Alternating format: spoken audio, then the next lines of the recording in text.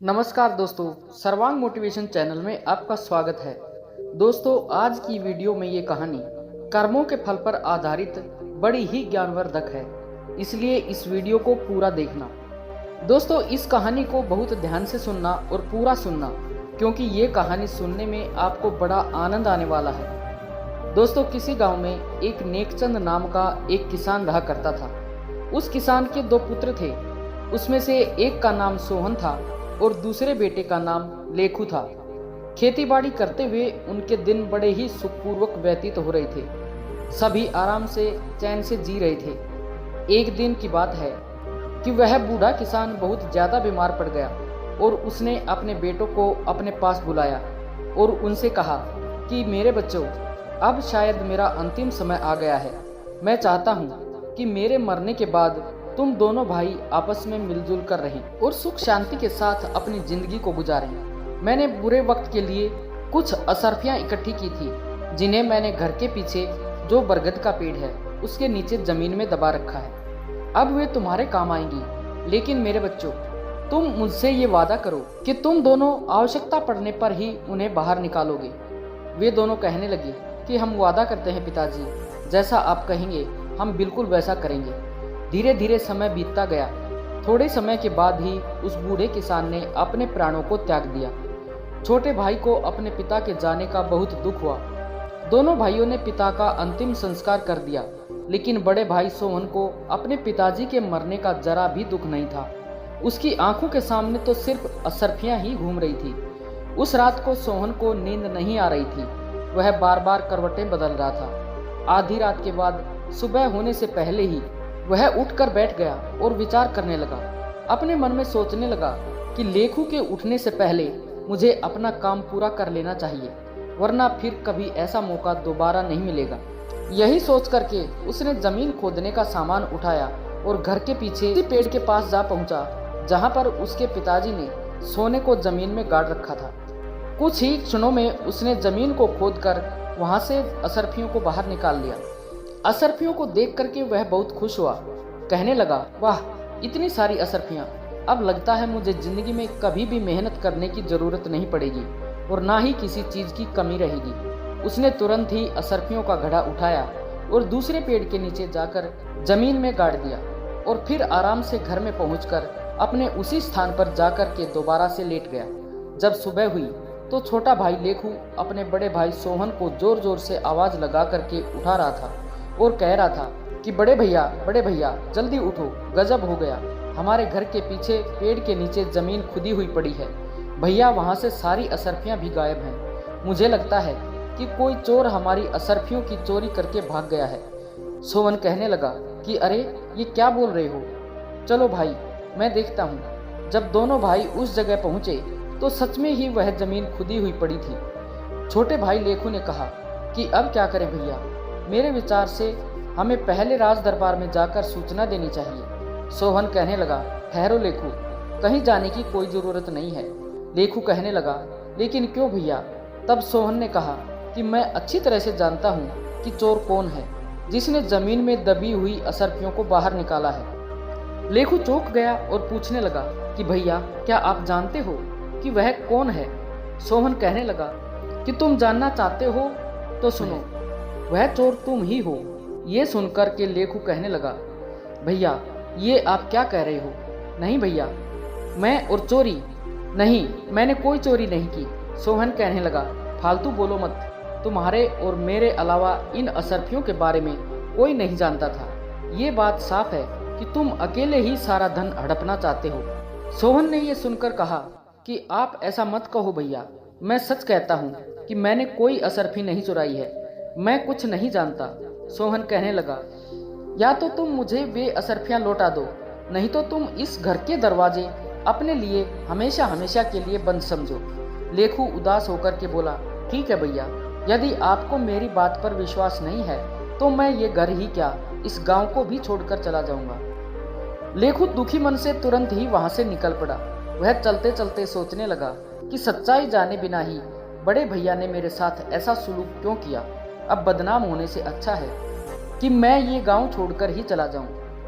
अब घर पर बैठा सोहन बड़े आराम से यही विचार कर रहा था कि वाह, कितनी आसानी से ये कांटा अपने आप ही निकल गया।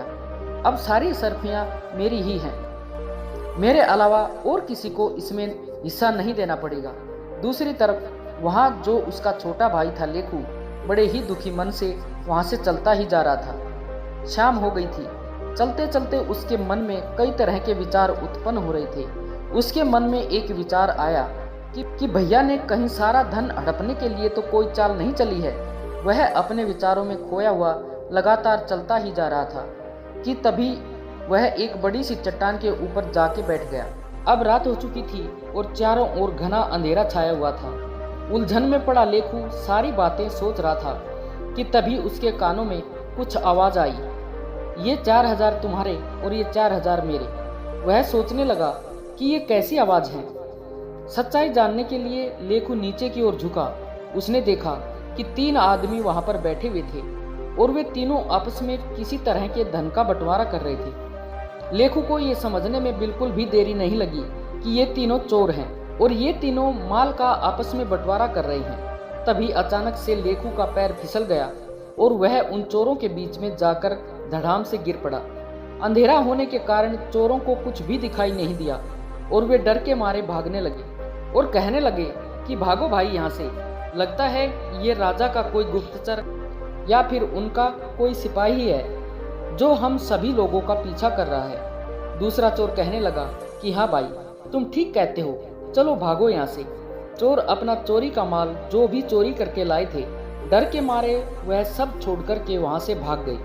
अब लेखू की नजर उस धन पर पड़ी तो वह मन ही मन बहुत प्रसन्न हुआ, लेकिन तभी उसके मन में एक दूसरा विचार आया कि असल में ये मुद्राएं चोरी की हैं, इन्हें साथ में ले जाना बिल्कुल ठीक नहीं होगा, इसलिए इनको यहीं पर गाड़ देता हूँ और जरूरत पड़ने पर मैं इनको यहाँ से ले जाऊंगा।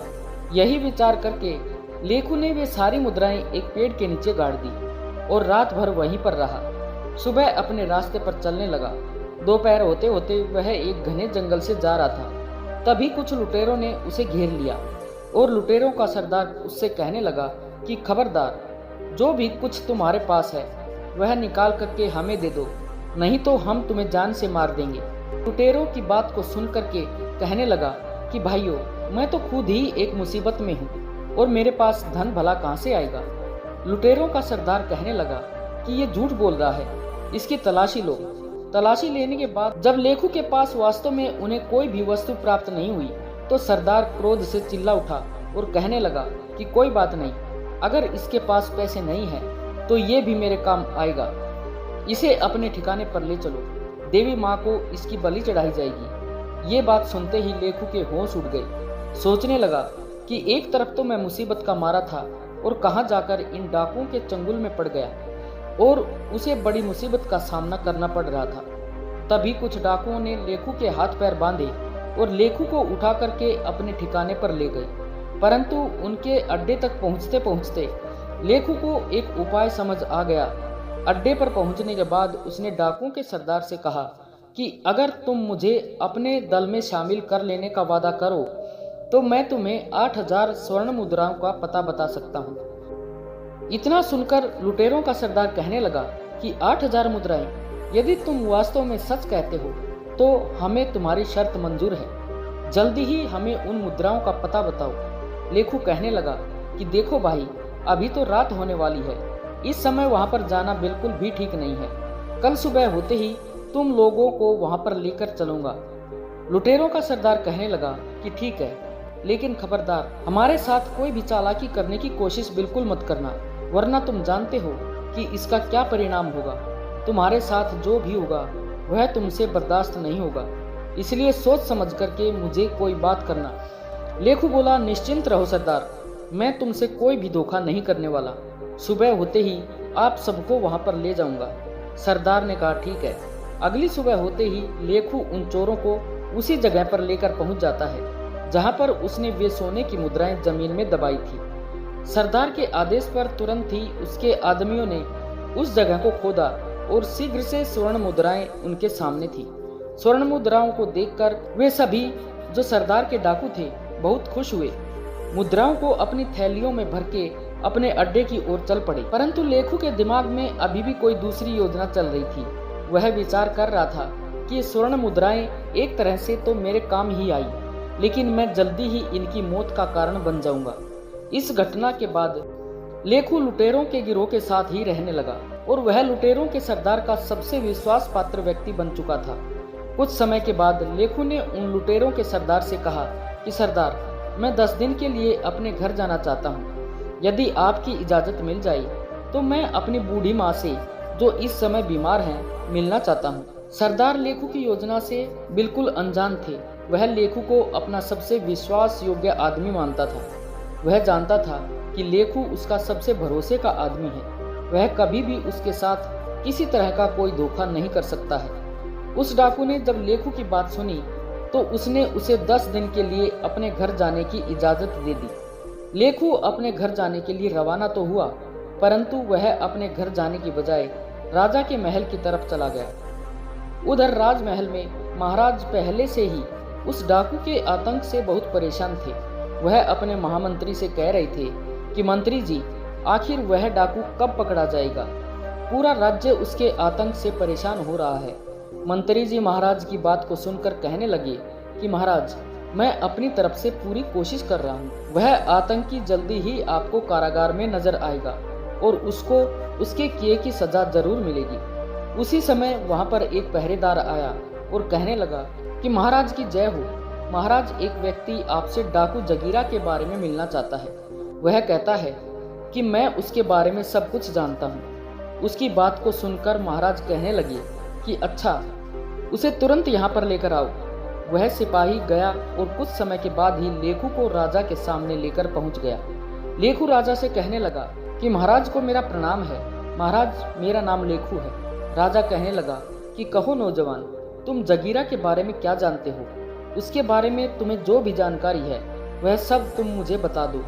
लेखू कहने लगा कि महाराज, मुझे क्षमा करना, मैं आपसे एकांत में इस बात को करना चाहता हूँ। मंत्री ने कहा कि दुष्ट, क्या तुम जानते नहीं, यहाँ राजा के सम्मानित और विश्वास पात्र व्यक्ति मौजूद हैं। जो कहना चाहते हो तुम सबके सामने ही कहो। राजा कहने लगा, ठहरिए महामंत्री, यदि यह हमसे एकांत में बात करना चाहता है तो हम इससे एकांत में ही बात करेंगे। आप लोग यहाँ से चले जाइए, हमें बिल्कुल एकांत छोड़ दीजिए। सब लोग बाहर गए और बाद में लेखू ने राजा को अकेले में पूरा किस्सा कह सुनाया और आगे कहने लगा कि महाराज, इस तरह से मैं उस डाकू का विश्वसनीय आदमी बन चुका हूँ। पूरी घटना के बाद में लेखू ने महाराज को बता दिया और अब मैंने उसे अपने जाल में फंसा लिया है। लेखू ने कहा कि महाराज, अब बस उसे और उसके साथियों को पकड़ने के लिए मुझे आपकी सहायता की जरूरत है। उसकी बात को सुनकर राजा कहने लगा, बहुत खूब नौजवान, तुम्हारी चतुराई और साहस से मैं बहुत प्रसन्न हूँ। उन भयानक डाकुओं को पकड़ने के लिए जो भी सहयोग चाहिए तुम मुझसे बेझिझक होकर कह सकते हो। मैं करने को तैयार हूँ, कहो क्या करना होगा। लेखू कहने लगा कि महाराज, कल रात को आप कम से कम 300 सिपाहियों को मेरे साथ भेज दें। मैं उन सभी को उन डाकुओं के अड्डे पर ले जाऊंगा जहां पर वे सैनिक उन डाकुओं पर आक्रमण कर देंगे और उन डाकुओं को गिरफ्तार कर लिया जाएगा। राजा कहने लगा कि बिल्कुल ठीक है, तुम्हारी सलाह उचित है, मैं इसे मानने के लिए तैयार हूँ। तो तय रहा कि कल रात को हम सैनिकों को तुम्हारे साथ भेजेंगे। तब तक तुम यहीं राजमहल में हमारे शाही मेहमान बनकर के रह सकते हो। उसके अगले दिन रात होते ही लेखू अपनी योजना के अनुसार सैनिकों को लेकर डाकुओं के अड्डे पर पहुंच गया। सैनिकों की टुकड़ी ने उन डाकुओं पर आक्रमण कर दिया। कुछ ही समय में सैनिकों ने उन डाकुओं को गिरफ्तार कर लिया और उनमें से कुछ डाकू मारे भी गए और जो बचे हुए थे उनको महाराज के सामने पेश कर दिया गया। राज दरबार में लेखू को देखकर डाकुओं का सरदार मन ही मन सोचने लगा कि उसने कितना बड़ा धोखा किया है। मैंने इस व्यक्ति पर विश्वास किया और इसने मेरे साथ विश्वासघात किया। इस आदमी ने हमें कहीं का नहीं छोड़ा। अगले दिन दरबार में सभी दरबारियों और मंत्रियों से विचार विमर्श करने के बाद राजा ने सभी डाकुओं को एक ही सजा सुनाई और कहा कि इन सभी खूनी दरिंदों को हम सजाए मौत देते हैं, क्योंकि इन्होंने किसी के साथ कोई रियायत और ना ही रहम किया है, इसलिए इनको जीने का कोई अधिकार नहीं है। सैनिकों, अब तुम इन्हें ले जाओ और अगले 2 दिनों में इन्हें फांसी पर लटका देना। इसके बाद राजा ने कहा कि लेखू, तुम्हारी बहादुरी से हम बहुत प्रसन्न हैं। आज से हम तुम्हें अपना सेनापति नियुक्त करते हैं। लेखू ने यह सुनकर कहा कि आपका धन्यवाद महाराज, जो आपने मुझे देश की सेवा करने के योग्य समझा। उधर दूसरी तरफ लेखू का जो बड़ा भाई था, अपने पिता की मेहनत की कमाई को बुरे कामों में बर्बाद कर रहा था, क्योंकि वह उसकी खुद की कमाई नहीं थी और बेईमानी करके उस धन को प्राप्त किया था। उसको उससे जुआ खेलने की बुरी लत लग चुकी थी और वह शराब और जुए में अपना सारा पैसा बर्बाद कर चुका था। उसकी हालत इतनी दयनीय हो चुकी थी कि उसके पास खाने के लिए अन्न तक भी नहीं था। पूरे गांव में वह इतना बदनाम हो चुका था कि अब उसे गांव में कहीं भी कोई भी काम नहीं मिल पा रहा था। उसने ये निश्चित किया कि इस गांव में भूखा मरने से अच्छा है कि मैं किसी दूसरे गांव में जाकर कोई काम धंधा ढूंढ लूं। इसी तरह से विचार करते हुए वह अपने घर से निकल पड़ा और चलता चलता उसी राज्य में जा पहुंचा जहां पर उसका भाई लेखू सेनापति था। उसी नगर में वह किसी सेठ की दुकान पर गया और उनसे पूछने लगा कि सेठ जी, क्या मुझे कोई काम मिलेगा? सेठ ने उसकी बात सुनकर कहा, अरे भाई, तुम तो चेहरे से ही चोर उचक्के लगते हो, तुम्हें भला कोई क्या काम देगा? इसलिए मुझे माफ करो और यहाँ से चले जाओ। सोहन सोचने लगा कि ईमानदारी से शायद मुझे यहाँ पर कोई काम मिलने वाला नहीं है। अब तो पेट भरने के लिए मुझे चोर और उचक्का ही बनना पड़ेगा। तभी उसकी नज़र सेठ के पास रखी हुई एक थैली पर पड़ी। उसे लगा कि स्वर्ण मुद्राओं से भरी हुई थैली है। उसने वहां से वह थैली उठा ली और तुरंत ही वहां से भाग निकला और सेठ को उसे पकड़ने का मौका ही नहीं मिला। वह तो बस चोर चोर चिल्लाता ही रह गया और वह वहां से रफू चक्कर हो गया। बाजार के कुछ लोग उसके पीछे भागे, लेकिन सोहन को ढूंढ नहीं पाए और मायूस होकर वे लोग वापस अपनी जगह पर लौट आए। इधर सेनापति बन चुका लेखू अपना काम बड़ी ही ईमानदारी से कर रहा था। एक दिन की बात है, महाराज ने लेखू को बुलाया और कहा कि लेखू, तुम एक बहुत बहादुर, बुद्धिमान और नेक आदमी हो। मैं चाहता हूँ कि मेरी बेटी के साथ तुम विवाह कर लो। कहो इस पर तुम क्या चाहते हो? यदि तुम्हारी इच्छा हो तो मैं चाहता हूँ कि अपनी बेटी का विवाह तुम्हारे साथ कर दूं। लेखू ने कहा कि महाराज, यदि आपकी यही इच्छा है तो मैं इनकार नहीं कर सकता। मुझे यह विवाह स्वीकार है। लेखू के इस फैसले से राजा बहुत खुश हुए और कुछ ही दिनों में शुभ मुहूर्त को देखकर राजा ने अपनी बेटी और लेखू का विवाह कर दिया। विवाह को अभी कुछ ही दिन व्यतीत हुए थे और महाराज ने लेखू को कहा कि बेटा लेखू, अब हम 70 साल के हो चुके हैं और इसलिए हम चाहते हैं कि अब राज्य की बागडोर तुम संभाल लो। लेखू ने कहा कि आपको जैसा उचित लगे महाराज। अगले ही दिन लेखू का राज तिलक कर दिया गया। महाराज तीर्थ यात्रा को निकल चुके थे। इस तरह से कुछ महीने व्यतीत होते हैं और उसके बाद जो सबसे बड़ी समस्या लेखू के सामने आई थी वह थी सोहन, जो चोर बन चुका था, जो उसी का सगा भाई सोहन था और वह अब तक का नामी और खतरनाक चोर बन चुका था। सैनिकों ने काफी प्रयास किया लेकिन वह उसे पकड़ न सका। चोर उसी जंगल में एक पुराने मंदिर में रहा करता था। एक रात वह बैठा सोच रहा था कि कोई ऐसी तरकीब लगाई जाए कि मुझे बार बार चोरी करने की जरूरत ना पड़े। एक बार में इतना माल उड़ा लिया जाए कि भविष्य में दोबारा चोरी करनी ही नहीं पड़े। अगर मैं एक बार राजा के खजाने पर हाथ साफ कर लूं, तो मुझे दोबारा कभी भी भूखों मरने की नौबत नहीं आएगी और ना ही मुझे कभी चोरी करने की कोई जरूरत पड़ेगी और फिर मैं किसी दूसरे देश में जाकर अपनी आगे की जिंदगी बड़े आराम से गुजार सकता हूँ। अगली रात खजाने की चोरी करने के उद्देश्य से सोहन राजमहल के पीछे जा पहुंचा। हाथों में रस्सी लिए वह दीवार पर चढ़ने की सोच रहा था और दूसरी तरफ संयोग से उस चोर के बारे में विचार करते हुए सोच सोचकर राजा को नींद नहीं आ रही थी। वह उस समय राजमहल की छत पर घूम रहे थे। जैसे ही सोहन रस्सी के सहारे छत पर चढ़ा, वहां पर मौजूद राजा लेखू ने उसे देख लिया। राजा लेखू ने अपनी तलवार निकाली और साथ ही अपने सिपाही को आवाज लगाई। कुछ ही पल में राजा के जितने सिपाही थे वे सब वहां पहुंच गए। राजा ने सैनिकों से कहा कि सैनिकों, गिरफ्तार कर लो इसे। सोहन ने वहां से भागने की पूरी कोशिश की लेकिन किसी तरह से भागने में असफल रहा और सैनिकों ने उसे पकड़ लिया। लेखू उसे देख करके कहने लगा कि तुम तो मेरे भाई सोहन हो, लेकिन एक नामी चोर। मैं यह सपने में भी नहीं सोच सकता कि मेरा बड़ा भाई इतना बड़ा चोर निकलेगा। उसने आदेश दिया कि सैनिकों, इसे ले जाओ और कारागार में डाल दो। सुबह जब हम दरबार में बैठेंगे तब इसकी सुनवाई करेंगे और सोचेंगे कि इसके साथ क्या करना है। राजा की आज्ञा पाते ही सैनिकों ने सोहन को कारागार में डाल दिया। अब वह मन ही मन अपने ऊपर पश्चाताप कर रहा था और रो रहा था और सोच रहा था कि मेरे ही बुरे कर्मों का फल आज मुझे मिल रहा है।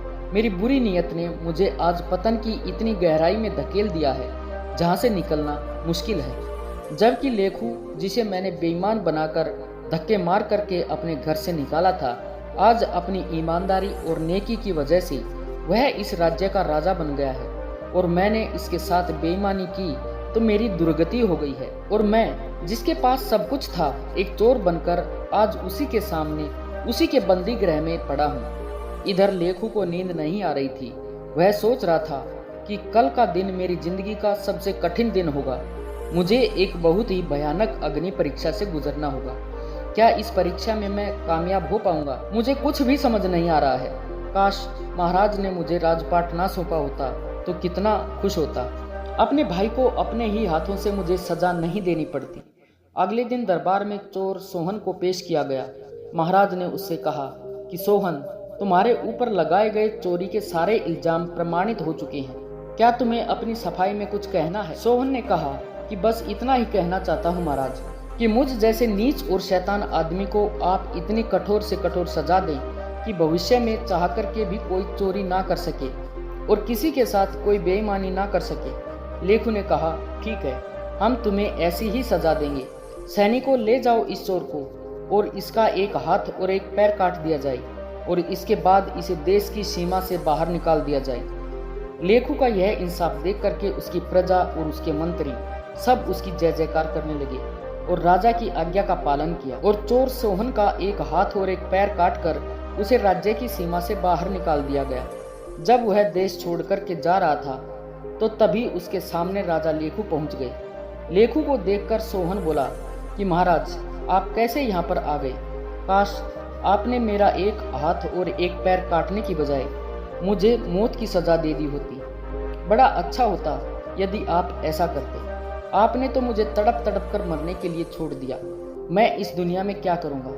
लेखू ने कहा कि उस समय तो मैं एक राजा था, परंतु अब आपके सामने राजा नहीं बल्कि आपका छोटा भाई लेखू खड़ा है। एक राजा होकर मैंने एक चोर को सजा देकर अपने राज्य धर्म का पालन किया है और अब एक भाई अपने भाई से अपने धर्म और कर्तव्य का पालन करने के लिए आया है। सोहन ने कहा कि मैं कुछ समझा नहीं। लेखू कहने लगा, भैया, मैं जानता हूँ कि एक हाथ और एक पैर काटने की वजह से आप कभी भी कोई काम अपने जीवन में नहीं कर पाएंगे और इसके लिए मैं आपको कुछ धन देकर जाऊंगा। इस थैले में कुछ स्वर्ण मुद्राएं हैं, इन्हें आप ले लीजिए, जो कि मेरी मेहनत की कमाई हुई है।